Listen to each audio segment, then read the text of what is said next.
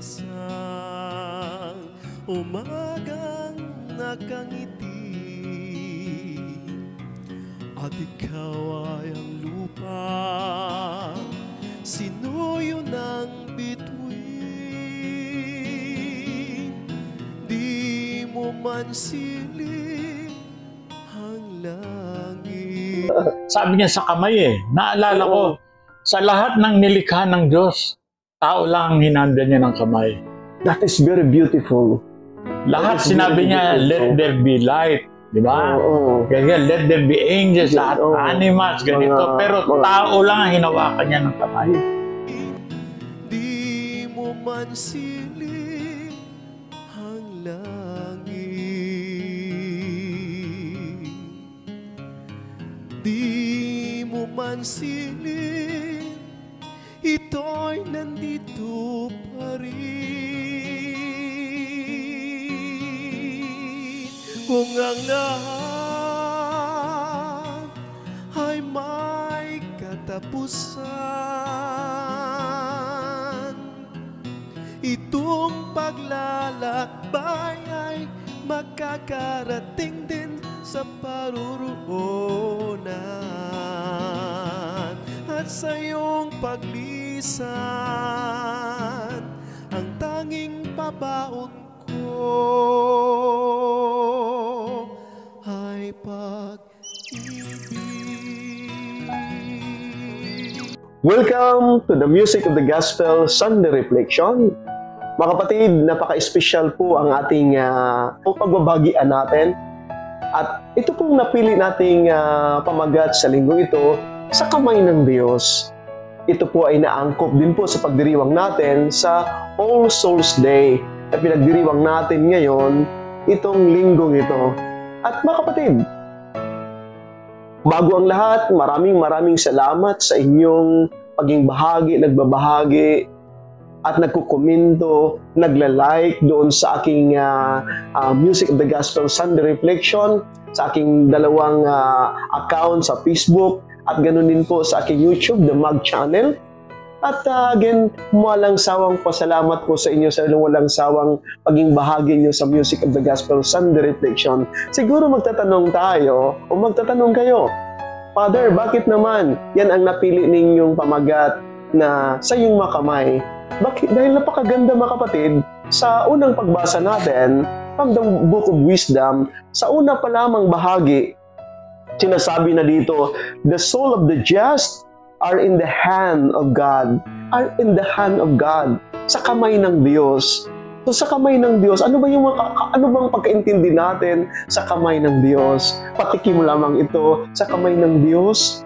Sabi ng gospel natin ay ayon sa Ebanghelyo ni St. John chapter 6 verses 37 to 40. Nang sabi ng Ebanghelyo natin, Jesus said to the crowds, everything that the Father gives me will come to me, and I will never reject anyone who comes to me. Na hindi ko po itataboy kung sino yung lumalapit sa akin. Hindi tataboy sa kamay ng Diyos na mapagmahal. Hindi tataboy sa kamay ng Diyos ng punong-puno ng habag at awa. Ang napili po nating awitin ngayon, Tata Diyos, sa linggong ito ay Di mo man silip ang langit. Di mo man silip, ito'y nandito pa rin. Kung ang lahat ay may katapusan, itong paglalakbay ay makakarating din sa paruroonan. At sa iyong paglisan, ang tanging pabaon ko ay pag-ibig.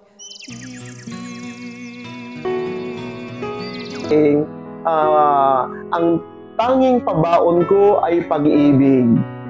Hindi ko man silip ang langit, Ngunit alam ko sa patuloy nating paglalakbay, marating natin ang paruroonan. Marating natin paruroonan at ang tanging pabaon ko ay pag-ibig. Pag-ibig sa kamay ng Diyos, pinagkatiwala natin ang ating mga kapatid ng mga yumauna. At dito din po sa kamay ng Diyos, pinagkalooban tayo mga kapatid ngayon ng isang kapatid natin na punong-puno din po ng pagmamahal. Nung una, naging kabahagi ko na po siya, naging guest na po siya natin sa Music of the Gospel Sunday Reflection at napaka-humble po dahil unang-una siya po ay isang CEO sa isang company at yun nga, kanyang kababaang loob. Ayaw niya na ngayon, gusto niyang ipatawag sa atin, CEO ng Diyos dahil punong-puno din po siya ng kaalaman. At ang expertise po niya ngayon na talagang hinahangaan ko ay yung pagiging isang messenger of Christ sa pagkipagdialogo doon sa mga kapatid nating iba-iba ang sikta. Tatadyo, welcome again sa Music of the Gospel Sunday Reflection. Maraming salamat, Kuya. Yung Kuya, napakaganda yung greeting mo. Salamat rin, Kuya, dahil talaga naman tayo, in reality talaga. Lahat tayo magkakapatid. Lahat man talaga yung wala nga tayong ama, isa lang. Sasalita na po ng opening si Father Lily sa bawat bigkas niya ng salita. Pinag-usapan namin kanina yung salita pero bigkas niya talagang nagtatalunan yung parang mga kabayo, parang mga lamb na masasayaan dito. Sabi niya sa kamay naalala ko, sa lahat ng nilikha ng Diyos, tao lang ang hinanda niya ng kamay. That is very beautiful. Lahat sinabi niya, let there be light. Di ba? Ganyan, let there be angels, lahat animals, ganito. Pero tao lang ang hinawakan niya ng kamay. Naiisip ko yan, Tatadyo, no? Talagang napakalalim ang iyong kaalaman dito at alam ko yung wisdom din po. Dahil imagine, sa kamay ng Diyos, hinuhulma tayo, hindi hinuhulma tayo parang hayop, kundi imahin at kalarawan tayo. Kalarawan tayo ng Diyos At hindi pa sapat yun. Hinga-hinga pa tayo ng Diyos. Hininga tayo ng Diyos. Pagka kayo magpatuloy sa paglalakbay, mararamdaman nyo na hindi tayo taga rito Hinahatak ka ng Diyos nung pupunta ron. Pero ikaw, hatakin naman tayo ng mundo rito, pabalik, di ba? Ayan. Tatalo tayo. Gusto natin nakikita natin. Pero yung pagka nabuksan yung ating diwa yung ating mata sa ating isip, yung ating kaluluwa, no? Yung ating espiritu na ngayon sunod ng sunod sa kaluluwa natin. Baligtad Dapat yung kaluluwa natin sumusunod sa espiritu. Masisiyahan kayo na mas sigurado pala dito pagka nakipag-usap ka sa Diyos ng espiritu sa espiritu. Kasi yun ang lingwahe niya. Maganda yung sinasabi mo, hinahatak tayo sa mundong ito, no? Sa makamundong mga bagay. Yung purgatorio mo talaga, yung nire-resist mo At doon ang nagtatalo ka hinahatak ka Kapag yung kwento nga na yung istorya ngayon, tatay, di ba? Yung ama, no? Maganda yung Tita Jo, dahil binabanggit mo naman yung purgatory, at ang sabi naman talaga ni the late Pope Francis, na the purgatory is not a place, but is a state of process and purification. And dito maging daan ito natin kung paano natin tatahakin ang kaharian ng Diyos. At may sinasabi nga dito, Tatadyo, si Karl Rahner, kaharian daw ng Diyos ay nandito na, ngunit wala pa. Ngunit unfinished. Kasi umalis yung hari. Balik At iparaplis ko ito, na masasabi ko na ang purgatorio as a process, nandito na, ngunit wala pa. Nandito na dahil kung sabihin natin ng purgatorio ay is a process or purification, ang purification na ito, ilaw, nagdidilab na talagang ilaw, nagdidilab na ilaw, at sa iba ay nakakatakot. Bakit nakakatakot? Dahil baka masusunog ako dito. Masisilaw tayo. Ngunit, pag sabihin natin ang purgatorio ay isang presensya ng Diyos, isang pagmamahal ng Diyos, ay kamay ng Diyos. Hinahawakan ka na ngayon ng Diyos kung ikaw ba ay para sa akin. Kung totoo ka ba sa akin. Ngayon kung nasisilaw ka at tatalikod ka sa Kanya, ay yun ang sinasabi mo kanina, yung napagbibahagian natin na may kalayaan kang tatalikod sa Walang Kanya. pilitan. Walang pilitan. Hindi tayo mapipilit Oo. ng Diyos. Oo.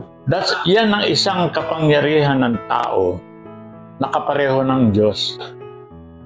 Hindi natin pwedeng pilitin ng Diyos. Wow. Oo. At hindi niya rin tayo pwede pilitin. Kasi sabi niya, katulad niya tayo eh. Oo. Meron tayong sadyang yun, sa kasarinlan natin na ano yung gusto natin at ayaw natin. Oo. Oo. Pero ang Diyos, hindi tayo tinatanggihan.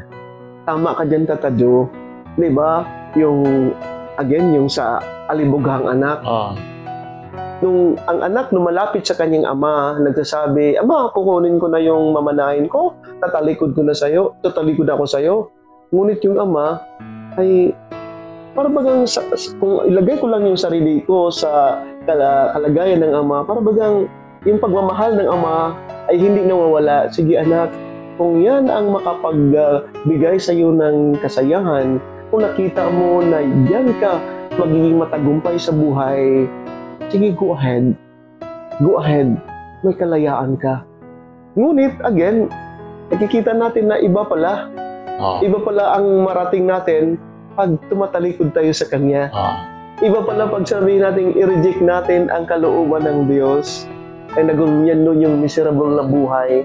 Ngunit nandiyan yung Ama, yung Kanyang makamay, naghintay at naghintay, at yung nakita niya na ang Kanyang anak na bumalik na, sinalubong pa niya ito, tumakbo siya, sinalubong, at doon sa Kanyang mga kamay, pinapadaman niya yung kamay na ito ang naklikha sa'yo. Ipapadama ko ito yung pagmamahal, Familiar ka doon eh. Wow, ang ganda, Familiar no? ka doon, no? Yung mga anak ko, pagdating nila ng high school,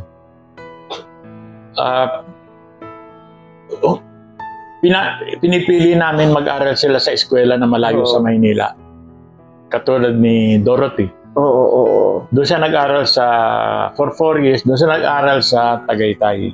Wow. Pag Lunes, hatid namin siya. Pag Biyernes ng gabi, sunduin namin siya. For 4 years yan, ganyan. Ngayon, siyempre, pagka nagkaedad na yan, sabihin natin 16, 17 years old, meron na mga kaibigan yan. Nagkaroon ng maturity na. Meron sila, nandun sila na mahanap sila ng konti kalihan, sama-sama, gano'n. Basta may bilon ako. Sa lahat sa kanila, 3 sila eh. Pagka dumating siya na, sabi ko, be good, but I know what is in the world, di ba? Wow. But if you cannot be good, be careful. Dahil wala ako dun eh. Hindi katulad nung nag-swimming ang anak mo, nando kayo sa swimming pool. Pagka medyo nalulunod, makakatakbo ka. Pero alam mo Tata Jo, yung sinabi mong be good, and if you cannot be good, be careful. Alam ko na yung pag sinabi mong be good, na-realize niya yun eh. Dala-dala niya yung pagmamahal ng isang ama eh. Dala-dala niya yung tiwala ng isang ama eh. Whatever happened, may happen, ma-realize niya yun eh. Na, ito yung sinasabi ng aking ama. Ay, ito yung tinuturo ng aking ama. Ito yung pinapamulat ng aking ama. Ito yung pagmamahal ng aking ama. Hindi ko po ito bibiguin yung mga sinasabi niya.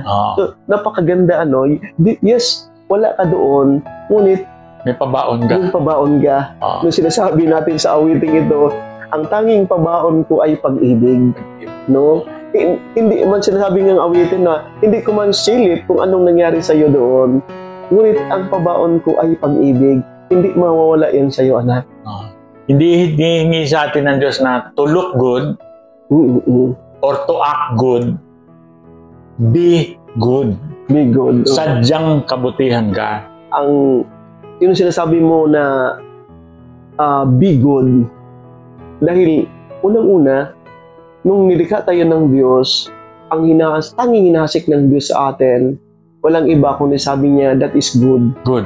That The good. goodness of the person.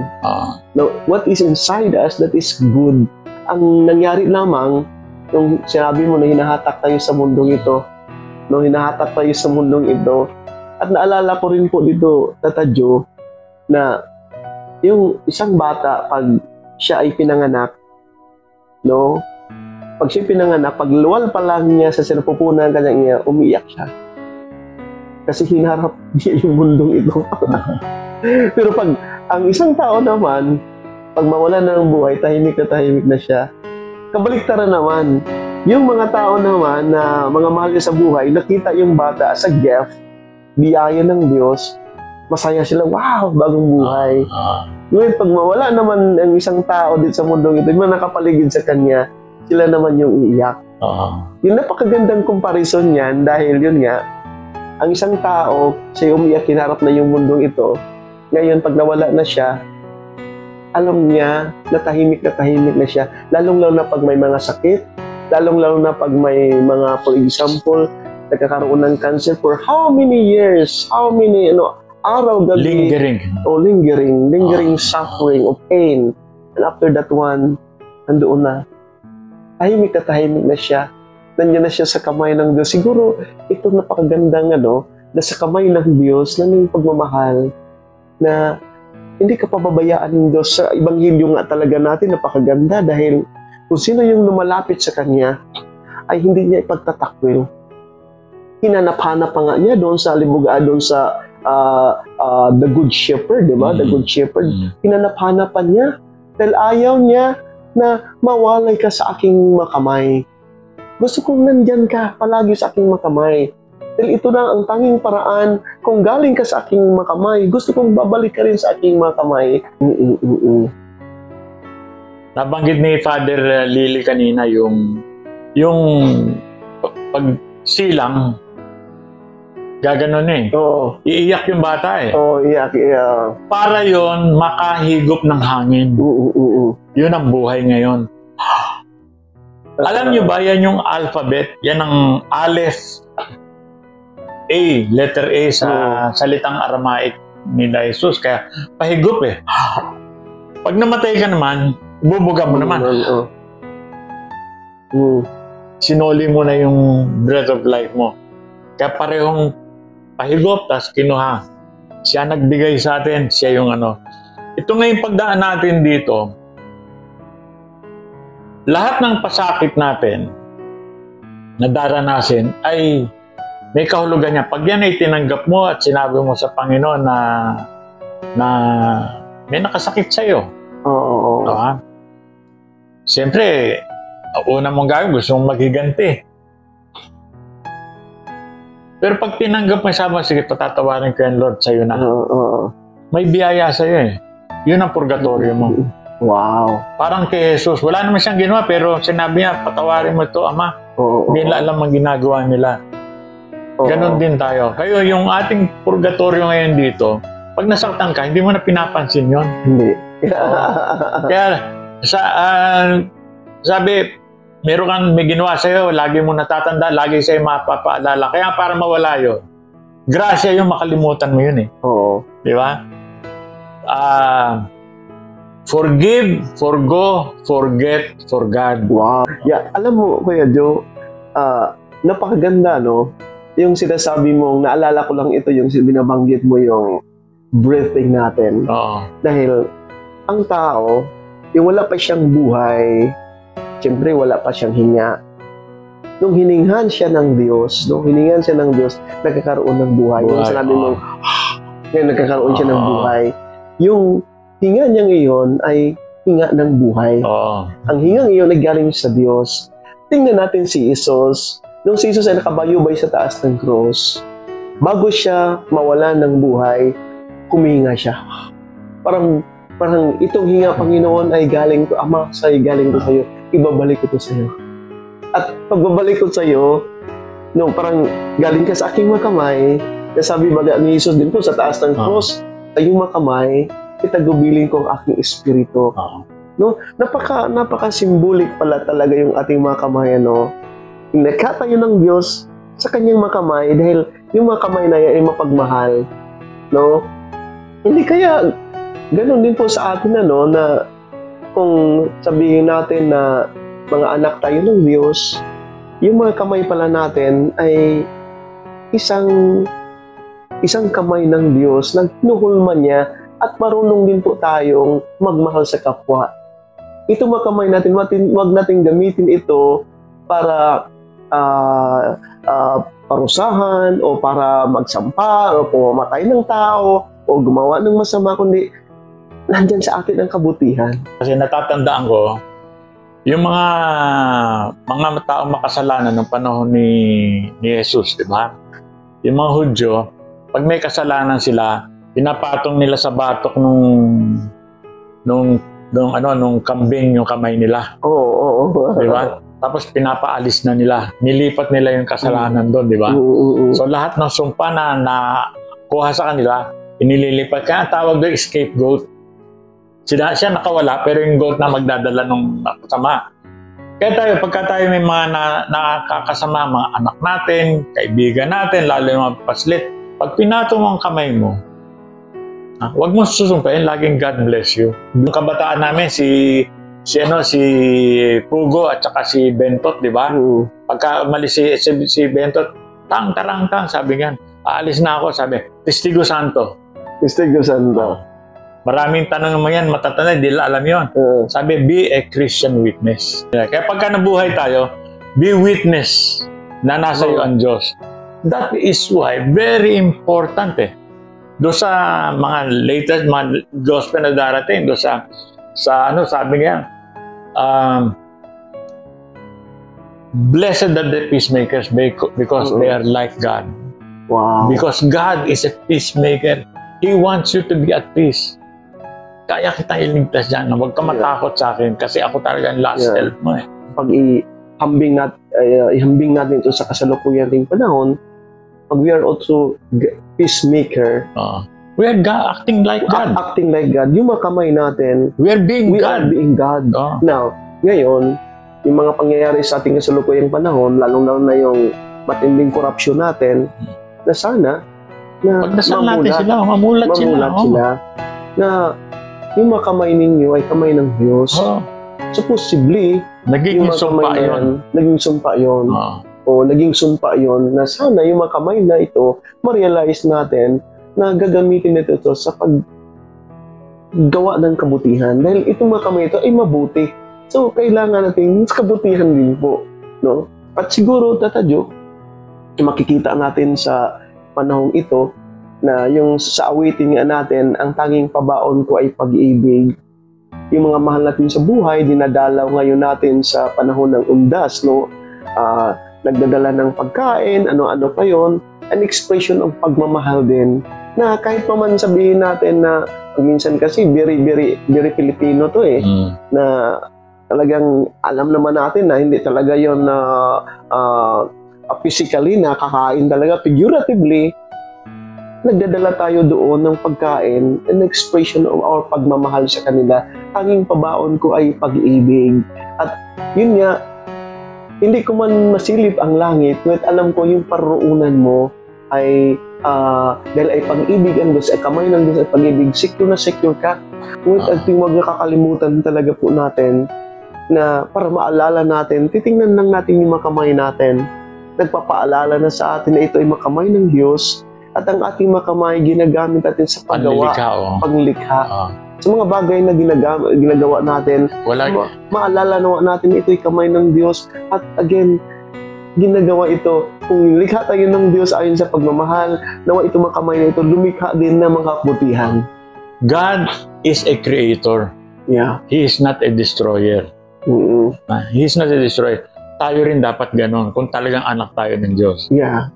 Huwag tayo magsira ng relationship, huwag tayong manira ng earth, huwag tayong ganon We should be creating things, good things. And that yan yung bunga natin, kaya alam yung bunga anak like father, like son. Yeah, like father, like son. And our Father is God. At pinakita ni Jesus paano mamuhay. Hindi nga sinabi sundan natin siya. Kasi yung salita na sinasabi ni Jesus Christ, hindi niya sinasabi na sumunod kayo sa akin. Ang sinasabi niya talaga, gayahin ninyo ako. Ang sinasabi ni Jesus dito sa Ebanghelyo natin, I should not lose anything Anything. of what He gave me, but I should raise it on the last day. Imagine, pinapahalagahan niya ang bawat isa sa atin. Nawa ito din po ay mamulat tayo sa pagpahalaga, yung sinasabi mo nga na napaka-importante yung bawat momento sa buhay natin. Huwag nating sasayangin. No? Mag-iwan ba tayo ng pabaon dito? Yeah. Okay. Oo. Sabi ni Jesus at sinabi nila San Pablo, nothing can separate you from God. Not devils, not angels. Isa lang ang makakapaghiwalay sa atin sa Diyos. Yung tigas ng ating ulo. Yung ating will. Ang Diyos puro good will. Kabutihan. Tayo, meron tayong good will, meron tayong bad will. At blessing in this guy, yung nabibili ako ng bulaklak dito at talagang hindi ko makakalimutan itong tahanang ito at salamat po kay Tita Dorothy na talagang naging kabahagi din po ng aming buhay sa seminaryo. Ang totoong relihiyon ay yung good habit. No, yung good habit, pagka bad habit, ang tawag dyan bisyo. Yes, you. Pero yung good habit is katawag dyan virtue. Wow. So pagka ang pawang salita mo, naging bisyo mo magmura, mura ka na mura. Sabi naman, kung ano yung lumalabas sa bibig mo, yan laman ng puso mo. Pero kung ang lagi lumalabas sa is puro blessing, God bless you, ganito. Wow. And do not take the name of God in vain. Ginagamit mo lang, oh my God, wala yun. Sala ka na sa Diyos. Kinakasangkapan natin yun. Be Christians, ano? Wow, maraming salamat Tata Jo at maraming salamat din po mga kamag at the Music of the Gospel Sunday Reflection, the Father, the Son, and the Holy Spirit. Amen. Amen. Wow. At sa iyong paglisan, ang tanging pabaon ko ay